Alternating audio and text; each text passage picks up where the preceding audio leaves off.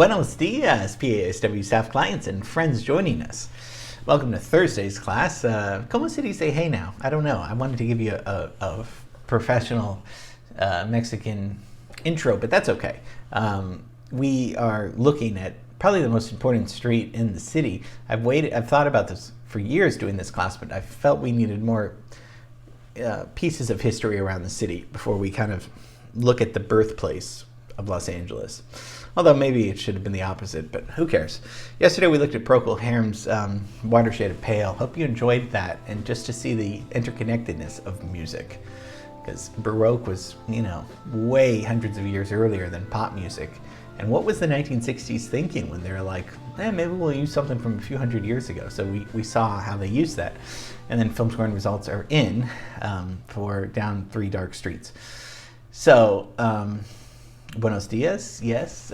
This is definitely a tourist attraction. So, but it's also better than bulldozers taking over this place. And so we're going to take a look at a very famous street, Olvera Street.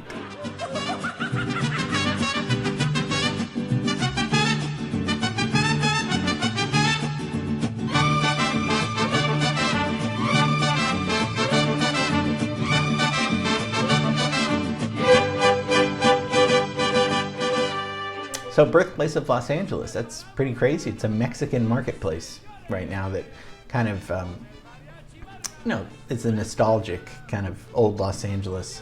And so we're talking about kind of a long, narrow block, very shady, and a lot of stands and painted stalls, street vendors, and delicious food. We'll take a look at that. Named after a judge, Agustin Olvera. Before it was Wine Alley. So we're gonna have to take a look at our timeline and also just go through bullet points of history of how this came about. We're saying 1930 because obviously that's late for, but this is when it was saved. It was saved by Christine Sterling. We'll talk about her. She reopened it and saved it. So 1930 is when it was actually closed, where no traffic could go down that street, and it was kind of probably looked very similar to what it looks like right now.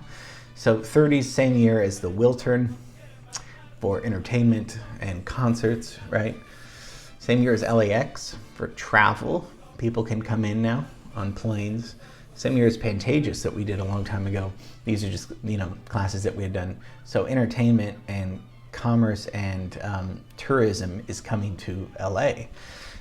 Okay, so we know that Tongva and the Gabrielino, natives were here before all of this. And they were probably just kind of kicking it cool and hanging in the beautiful climate. Then Spain comes, right?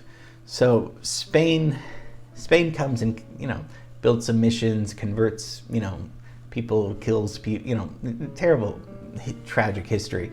And then the king orders about 11 Mexican families, so about 44 people in the year 1781. So these people settle into the street that we're talking about. They settle into, it's not called Olvera Street, but I'm saying that. Accompanied by a few of the Spaniards, came along with them, but they settle here. And then 1818 is the Avila adobe. That's the oldest house in all of LA. Pretty crazy, right? So that's still standing. It's a museum now with furniture and stuff in it. And then Mexican Independence Day happens, we're free from Spanish rule in 1821. So, that was the Mexican War. So the plaza's there, and the plaza is the center of town where we're talking about these few streets and alleys, and they produce wine. They they have grapes, and a lot of the grapes, and so it was called Wine or Vine Street until it was changed in 1877 to Olvera Street after the judge. So that's what they were doing, and then all of a sudden America comes over, and why do you think they want California to include it in their diversity and everything? No, it wasn't. It was gold. I mean, the gold rush starts in 1848 And so by 1850, America's like, oh yeah, we're gonna need California, unfortunately. So it's always about money. You know, it's kind of like if your girlfriend didn't like you and then all of a sudden you get all this money and you become a little bit better looking, you know, in her eyes or something. It's exactly like that, actually. So from Vine Alley, or Wine Alley, 1880s, it expands because we've seen with the railroad, right?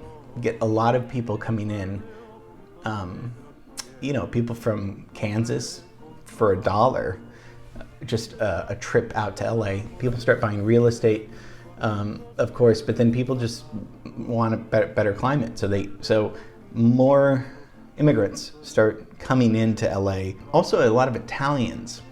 You know, it's funny, I was thinking, we don't really have a Little Italy. You know, most towns, New York, they still have a Little Italy. Little Italy, there's some museums down there, but it was mostly, that was where Olvera Street was, Little Italy. Also a lot of Chinese people. And of course they go into Chinatown, which is, you know, kind of just literally like a few blocks from Olvera Street. So a lot of Chinese and Sicilians came there.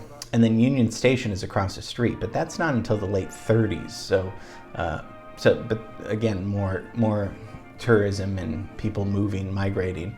But this is when it gets, the turn of the century is when Olvera Street gets really kind of in disrepair. Usually it's like the 1970s. Now this is like the 1870s, where it's just a lot of prostitution, a lot of drugs, a lot of just people, you know, poor people hanging out, looking for work. And so a lot of neglect is coming here, and they wanted to just demolish it all. Until a wealthy lady from Oakland, Christine Sterling, she comes in, and so by 1926, they're literally like about to bulldoze the Avila house. And she says, hey, stop the clock, hold on, not right now.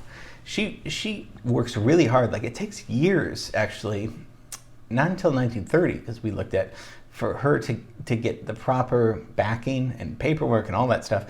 And mostly Harry Chandler's to thank. And we talked about Chandler Dynasty. He really, you know, he had the power of the newspaper, power of the press, and it was kind of a monopoly. So when she went to him, he said, okay.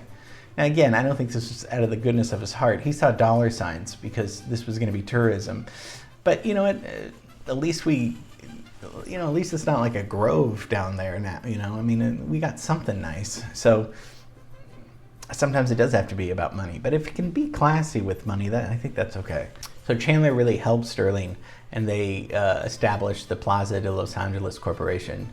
So which was to restore it and to close traffic. So traffic is not allowed in 1929. It opens 1930, reopens on Easter, and probably looks very much like it looks today. Can't talk about that without Solito Lindo, which is one of the best taquitos ever. That means beautiful little sky, right? Like little heaven. But that's Aurora Guerrero. She was from Mexico, and she was the founder of it. And so that opens in 1934. Taquitos with her famous guacamole sauce.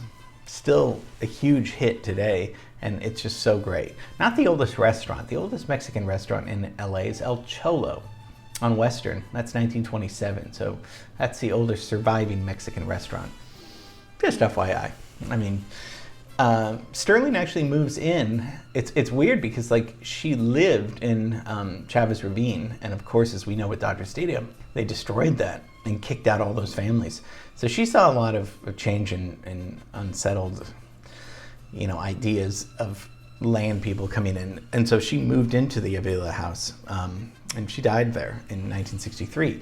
So just a little history of Tongva, Gabrielinos, Spaniards, Mexicans, Chinese, Italians, and then whites too. A white person like Christine Sterling coming together to build a community. So you have these, street vendors and cafes and restaurants, gift shops selling, these very cute, handcrafted Mexican folk art, and a lot of tourists. I mean, there's about 2 million people a year that go there, so that helps the economy a lot. So that's where it all began. that little place from 1781. Los Angeles was founded there. So it's free to go. You can just go and walk down the streets. You can hear mariachi music. You can go to the plaza, and there's the church there. A lot of great, beautiful history. So hope you enjoyed some of that. And tomorrow we see your film scoring results for Down Three Dark Streets. Thanks for watching. Okay, talk to you. Well, I won't talk to you. I'll see you tomorrow. Okay, bye.